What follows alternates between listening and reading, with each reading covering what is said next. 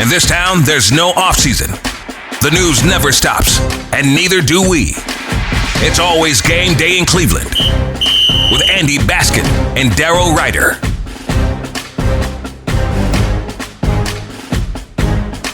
Hi, everybody. Welcome to It's Always Game Day in Cleveland. It's Always Game Day in Cleveland, brought to you locally by Smiley One Heating and Cooling, Plumbing, of course, our friends. And by the way, they're family-owned and operated since 1955, in case you forgot that and didn't see me reading straight off the paper. I want you to know, 1955, my friends at Smiley One have been around. So I want you to make sure you see Stephen Smiley, you say hi. You see Gary Rosen, you say hi to those guys. They'll take care of you when it comes to HVAC or heating and cooling stuff. So, all right, Daryl, obviously a big day in Browns history, because we had an owner say, you know what, up.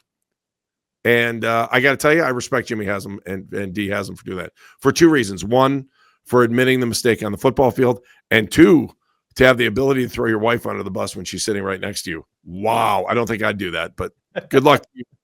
Hope you don't have to make dinner tonight. Well, he probably also should have said J.W. Johnson and Whitney Johnson, because they're also members of the ownership group. But yeah, I mean, right. For them to come out and admit that, it was in Jimmy Haslam's words, it was a swing and a miss on Deshaun Watson. It is a trade that it cost them dearly, set the organization back. They have to recover from it now. For me, though, Andy, the biggest takeaway from the owners' meetings wasn't even that. And I understand where you're coming from. Kudos to them for falling on the sword and acknowledging the mistake that's made. But now what's most important is how they move on, and how they're going to move on is it seems like they are going to give Andrew Berry and Kevin Stefanski at least 2 years to figure out who the franchise quarterback is going to be going forward. And they are not, and I cannot stress this enough, and I've been saying this all off season, they are not married to drafting a quarterback at number 2. They're not going to be able to trade up to get Cam Ward, but the only other quarterback that's there is Shedeur Sanders, and it appears they're going to, obviously they're going to meet with him later this week and have dinner and all that kind of stuff, along with Travis Hunter, but they are not married to just taking a chance on a quarterback, because it's something they have to do. One scary thing, though, that has come out of the owners' meetings, they really like Kenny Pickett. Daryl, I think that's a great point. I think this is about longevity for the guys that they have in place right now, and knowing that there's some security. It just seems like everything that Andrew Berry has done here in the offseason has been very methodical. And Jeff and I said this last week, and they seemed like they were coming from a place from a general manager that felt secure in his position. Fair assessment? Yeah, I think that's fair. And also, too, people have to understand, a lot of times when the Haslams have made changes within the building, yes, the results on the field have been a factor. No question about it, right? The losing has been a factor. But what's been the overarching factor is the inability to work together behind the scenes. The backstabbing, the finger pointing, the throwing the other person under the bus, whether it's the coach throwing the GM under the bus or the GM throwing the coaching staff under the bus, right? That's been a driving force for them to make changes. And we've not seen that with Andrew Berry or Kevin Stefanski. Stefanski likes to say they're joined at the hip. They work very well together. They think of the game in similar fashion. Now, that's not to say that they don't have, disagreements when it comes to personnel or strategy or whatever, but they do handle it like grown-ass adults in the room. And they don't go whining and crying to Jimmy or D Haslam or JW or to Whitney, crying about the other person, not working with them effectively. So I think that people need to understand that the Haslams are very comfortable working with Kevin Stefanski, working with Andrew Berry. And again, they acknowledge a major reason why this era of contention has not materialized in the fashion that we all expected, and in a fashion in which has generated a tremendous amount of criticism, especially from people like me. I've been very hard on the Haslams. I've been very hard on the Browns. I've been very hard on Stefanski and Berry, because this hasn't gone the way that I expected it to. But they acknowledge a big reason for that is the Deshaun Watson situation. And because they share in the blame for that decision and the process that led them to giving him a fully guaranteed contract that they cannot get out of and giving up all those draft picks that, you know what, it's hard to hold other people accountable for situations that you had tremendous influence on in causing, or however you want to phrase that, Andy. So I give them credit. I think that the Barry Stefanski regime gets 2 more years at least, barring, now there's a caveat to this, barring significant developments behind the scenes of toxicity and, other things unrelated to them, doing the best job they can do for the Cleveland Browns. How many years does that, how many wins is that translate into? Get me to 8 wins and you're okay? Get me to 9 wins and you're okay? I don't think I understand there's longevity, but there's just no way they could walk out of the season with 0, 1, 2, or 3 wins. I can't. You can't do that back-to-back years, no matter who the problem is. Right? Yeah, I think they need to be north of 5 wins. And again, it depends who the quarterback is, right? Because I really believe, let's say, just for the sake of discussion, right? Again, I'm of the belief they're not taking Shedeur Sanders at 2. So I'm going to set that part aside. But maybe even not. Even if they do draft Shedeur Sanders, or if they draft Jalen Milroe, or they draft Jackson Dart, or Will Howard, or one of these other guys, right? I think Kevin Stefanski is going to get an honest opportunity along with Tommy Rees and Bill Musgrave, the new quarterbacks coach. Like, I think they're going to get an honest to goodness opportunity to try and develop that young rookie quarterback this season and going into next season. Because as Deion Sanders said on the Skip Bayless podcast show last week, right? You don't know if you've won in the draft for 2 to 3 years down the line.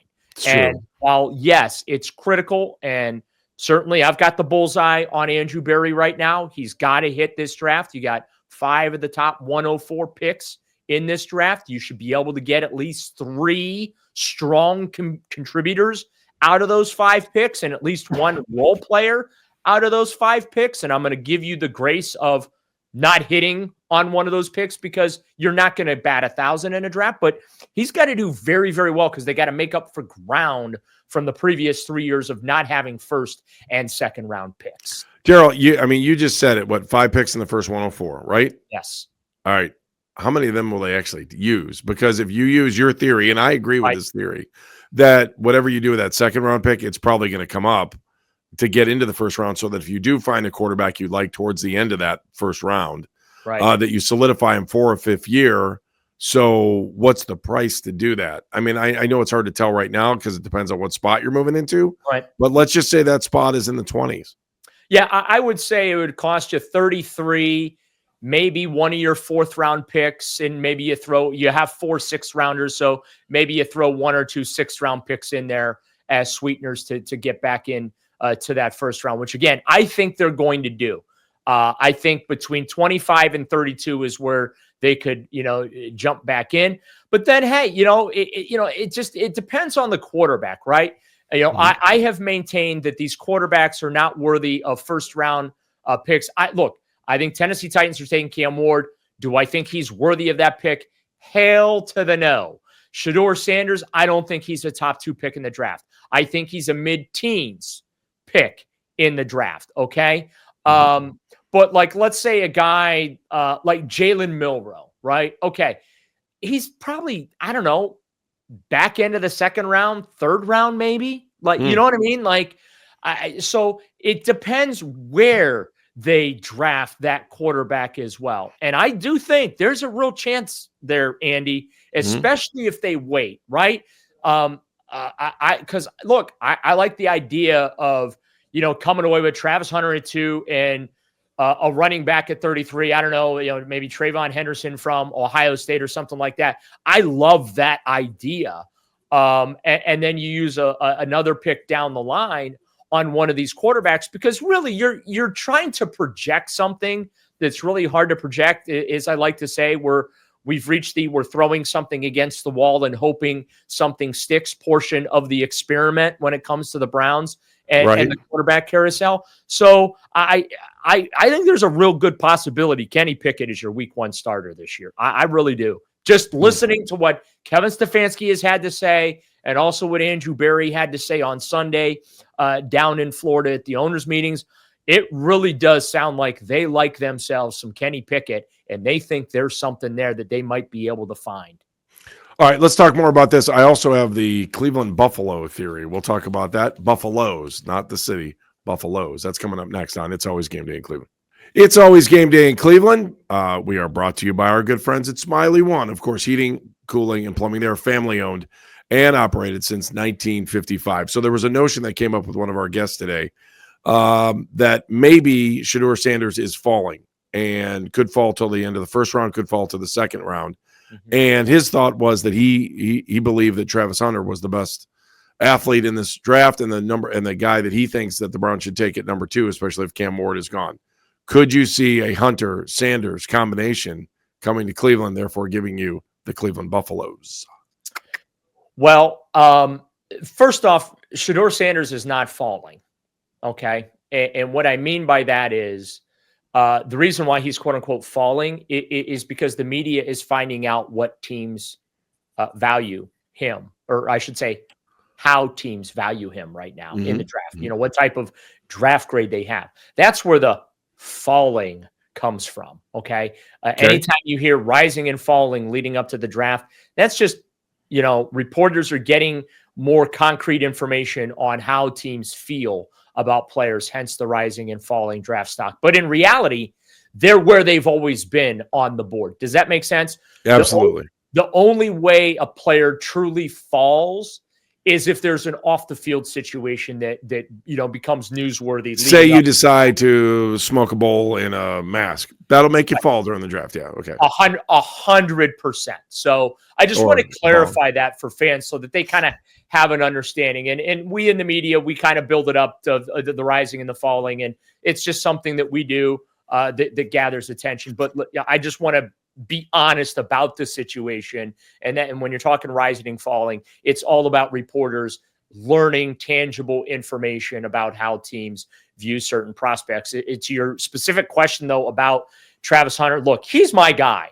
I said weeks ago that I would love the Browns to draft him number 2 overall.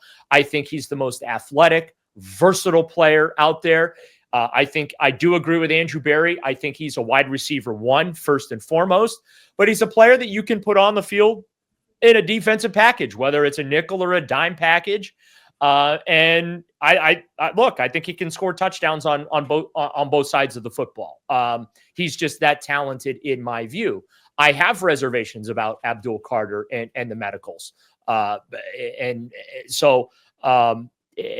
also too, they just gave their defensive end $40 million. Do they want in 4 years to have 2 really expensive defensive ends on the roster? I don't know, but I don't think Shedeur Sanders is going to fall into the second round, Andy. I don't think Shedeur Sanders will fall past the mid-teens. I think somebody is going, if he does quote unquote fall down the board, or as I like to say, he's still available in the mid to late teens. I think a team either goes up and gets him or just takes him with their natural pick. So when you look at this, though, can you see them taking 2 Buffaloes? Does that make sense? I mean, can you see that happening? If it works? Yeah, I mean, I could see a pathway. Do I think it's realistic to happen, though? No, just because, like I said, Andy, I think that somebody in those in the mid-teens, if Shedeur is still available, I think somebody's gonna take him. All right, I'm gonna throw another one at you. Ready? And this could possibly play out because I think they'd have the opportunity to do this. What about the Cleveland Buckeyes? Will Howard, Quinshon Judkins, or Travion Henderson? You know my theory. I know. You know my theory. Starting at 33, best Buckeye on the board. I don't think that if I'm Andrew Berry, you can lose there. I would, Will Howard, I would have no problem, 4th, 5th, or whatever. I'd have no problems taking him later in the draft. Again, it's very clear, Andy, this quarterback room is going to skew young. Andrew Berry came out and basically said that on Sunday. Monday morning. Kevin Stefanski seemed to kind of allude to it a little bit. I honestly believe that this quarterback room is going to be they're going to have 4 guys in the offseason. But the 4 guys they're going to have, it's going to be Kenny Pickett. I think they're going to draft 2 quarterbacks, and they're going to have an undrafted rookie free agent. And then, so you're off the board on Carson Wentz. You're off the board on Kirk Cousins. You're off the board on all those guys. Yep. And here's why. Even though Jimmy Haslam, I think it was Jimmy Haslam, said that Joe Flacco is, I think the phrase he used was like, it was still in the conversation to potentially bring in Joe Flacco or maybe another veteran. I honestly think, and this is to the point we were talking about earlier about a little bit about, job security and comfortability that maybe variance. I think they're going to be given the latitude to go young at quarterback here in that quarterback room and try and develop one of these guys. Okay. And because Shedeur, in my estimation, is not worthy of a number 2 pick, I have him a mid to late first round grade. That's just, if I'm giving grades on guys, that's just where I have him listed. That I feel like that means you're taking a quarterback in rounds 2 through 7. Okay. You're going to be taking 2 quarterbacks in rounds 2 through 7. And so there's less pressure to start that rookie right away. There's more opportunity to develop that player. And that's, I believe, what Kevin Stefanski, again, along with Tommy Reese and his coaching staff, are going to get the opportunity. And I think what Andrew Berry is going to do is give them 3 guys to look at this offseason and work with and see if they can find a little something somewhere, right? And remember, Kenny Pickett is also a pretty young guy. He's he's got 3 years of experience under his belt per se. He's been in the NFL, played some games the last couple of years here. But he's going into, I think year 4. So it's not like he's old, if that makes sense, right? Sure. So you're going to have 4 relatively young guys in that quarterback room that they're going to be able to take a real good look at in the offseason and begin a developmental process and try and see if they can cultivate something from them. All right, Daryl, when we come back here in a second, I want to dive into a little bit more about what was said in Florida, some of the things coming out of Florida as well, too. So it's always game day in Cleveland. It is always game day in Cleveland. This is the, Florida edition, because we're talking about the owners' meetings and what they're doing and what they're talking. And then Kevin Stefanski also spoke, although he said absolutely nothing. And we want to remind you that It's Always Game Day in Cleveland is brought to you by our friends at Smiley One Heating and Cooling and Plumbing, family owned and operated since 1955, Daryl. 1955. The Browns even have a championship after that. 64. Okay. So let's talk about more of what happened in Florida today. Just give me the bigger headlines that you think happened. Well, no, we already know they weren't going back to the Greenbrier this year. However, They are going to hit the road.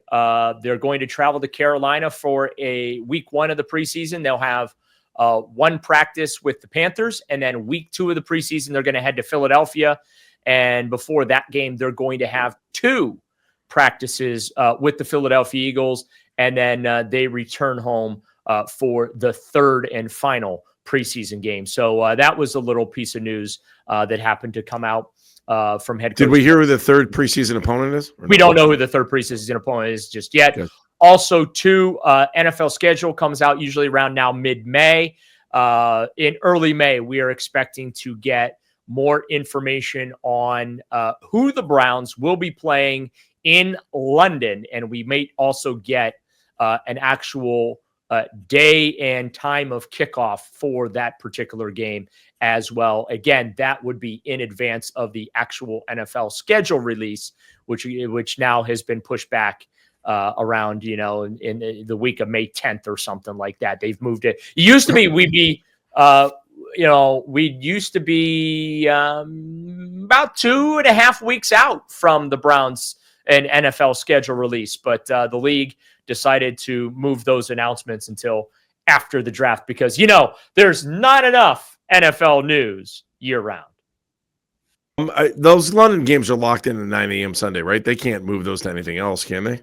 Yeah, I'm pretty sure they're going to be 9 a.m. Yeah. All right. What else did we get out of there? I'm trying to remember. There were a couple other headlines. I mean, Kevin Stefanski spoke, but he didn't really say a whole lot, did he? Yeah, I mean, when he was asked specifics Exactly. when it came to when it came to specific players, especially the draft, the guys like Abdul Carter, Shador Sanders, Travis Hunter. I mean, he spoke in generalities. He was very complimentary of everyone. Cam Ward too, which you expect at this point, right? You're not tipping your hand. I would say a headline that came out Sunday night was Andrew Berry coming out and saying that it's probably unrealistic that they're going to trade up to number 1. Let me translate that to you. Cam Ward in Andrew Berry's evaluation is not worthy of what Tennessee might be asking to move up to number 1. And so do you think the conversation happened then? I think feelers were put out because that's what you're supposed to do as a GM. And I think Andrew Berry, realizing what the cost is and based on his own evaluation of Cam Ward as a prospect, I think has made the determination that, yes, it is not worth giving up the assets that the Titans would require to bring in a player that you are not 100% sure is going to be as close to a franchise quarterback meeting those expectations right out of the gate. And I'll be honest with you, Andy, I know there's some folks that would criticize Berry for that, but as I've said, if you believe he's the guy, you go get him. If you don't believe he's the guy, then you leave it be, you stay at 2, or you trade back. I just think the big perspective on today, though, goes back to what we talked about in the first segment too, was Jimmy Haslam saying, look, we did make a mistake. That's the first time we've heard him talk about making the mistake, swing and a miss, draft picks, the implications that had it. And I also thought it was important that he said, we don't overreach on that number 2 pick. We're not forced to take it. Wasn't that essentially what he said, Daryl? That we're not. Yeah. I mean, he basically said we're not going to pick a quarterback just because we need one, and just for the sake of doing it. Want to make sure. Doesn't that make you think there's some sanity though to this whole thing? I like it. Even if they do pick a quarterback, at least the notion is out there that they're not going to force it. Like, who knows? Maybe like Cam Ward is sitting there too, or where they're supposed to be. You know what I mean? And look, I think you guys asked me a question. I know I got asked on the morning show about Haslam making these trips to, meet all these players, and people joking that he's there with stopwatches and doing his own scouting. Where, first of all, he owns the team, so he's got every right to be there. My only thought on the situation is, as long as Andrew Berry has 100% autonomy and authority to make the decision on the players that are being brought into the organization, I really don't care how Jimmy Haslam spends his time or what trips Jimmy Haslam takes. I really don't. And again, as long as, Andrew Berry is given the latitude to now just move forward with this in the fashion that he wants to, and there will not be any extra influence from ownership to lean one way or the other, which has happened in the past. And I also think, to your point about growth and things like that, I hope that is an area too, that this ownership group has grown. Trust the people that you have hired to make all personnel decisions, loop you in on the big stuff, just to let you know what's going on, and maybe just get that final, okay, do it, but it's your butt if it doesn't work type thing. But, outside of that, so I think that, let's give the Haslam some credit. First, for acknowledging the mistake and throwing themselves, the mercy of fans and the media, taking the blame for the Deshaun Watson situation and in the situation the team finds itself in.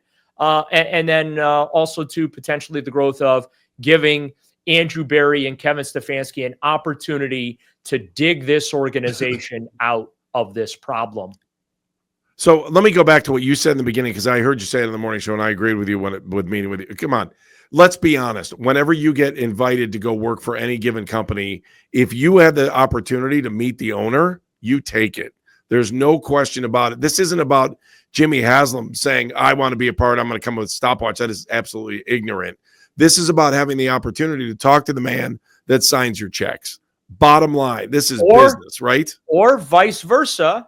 The man that's signing the checks to get to know the prospective employee. I mean, There's often, especially with small businesses, a lot of times you're meeting the owner when you're applying for the job, right? So again, I am not going to, and this is the thing that and again, this is coming from somebody who has over the years been very hard on the Haslams, been very hard on the organization for not delivering for fans wins, and playoff runs and things like that. But let's also be fair about the situation, right? Fans were always angry at Randy Lerner because he basically was an absentee owner. And then he ultimately hired Mike Holmgren to basically be the de facto owner, to the point of Holmgren would be sent to the owners' meetings, and the owners would be pissed at Lerner because Lerner's supposed to be there, not Holmgren. It's a billionaires club, not a millionaires club type thing, right? Okay, so you can't be mad at the absentee owner, and then also be mad if you have an owner who's not an absentee owner and does, really get intimately involved in the day-to-day operations. Like, what do you want as a fan, right? You either want an absentee owner or you don't, right? You can't have your cake and eat it. You got to be fair. Again, this is coming from somebody who has been critical of this ownership group for the turmoil, the drama, which has calmed down in recent years, but also failing to win football games and deliver a winning product to fans. But, they care. They do want to win. They spend. Andy, the amount of money that the Haslams just light on fire on a yearly basis to lose on the scale that they lose, it's insane. They spent over $300 million in cash last year. They were willing to spend $230 million on a guy who was accused of sexual impropriety by over 24 women because they were so desperate to find a quarterback that could come in here and help this team win. For them, the ends justify the means. Right or wrong, fair or not, they are committed to winning. They are trying to win. They are willing to spend whatever it takes to win. At some point, though, they've got to start delivering wins and seeing some return on that investment. But it's very clear to me it's not going to come this season. I think this season there's going to be some bumps, and it might not even come in 2026 because, again, as they said earlier on Monday, 1 or 2 years, they're not going to force the quarterback thing, and it might take 1 or 2 years for them to find that guy. So clearly they're going to give this regime, Stefanski and Berry, the opportunity to try and find that guy. And how do you do it?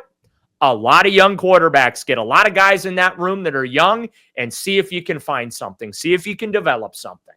All right, I'm just going to leave with this. When it comes to Randy Lerner, to me, he was the perfect owner. Like, I hate people that complain about him because all he did was spend money, and he didn't want to be in charge. Now, maybe he gave Mike Holmgren a little bit too much power, but so what? I mean, Randy Lerner, to me, will always be the perfect owner because you want a guy that's going to spend their money and just keep pumping it into the system. I think he was doing what his dad wanted to. I will always say this, that if Norma Lerner took over the team, the criticism that Randy took, she never would have took it because no one would have ever said that about a widow. And I'll say that till I'm blue in the face. And it might have changed the whole dynamic of what we've seen for Browns football throughout the year. Yes, I understand that scenario has played out for other teams, but I do believe that if it would just, all they do is put the name of the team in Norma's name. I'm sorry, the team, if it went into Norma's, it would have been perfect. But instead, Randy stepped up and wanted to take care of his mom and wanted to take care of the family business. And I get it, but he didn't want to be out there in front. And I was cool with that because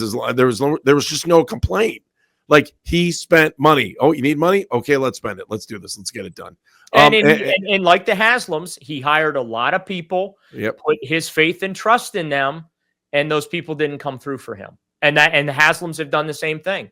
They have paid a lot of people a lot of money to not work. Not only to just not work, but they put their trust and faith in those folks, and those folks didn't hold up their end of the bargain.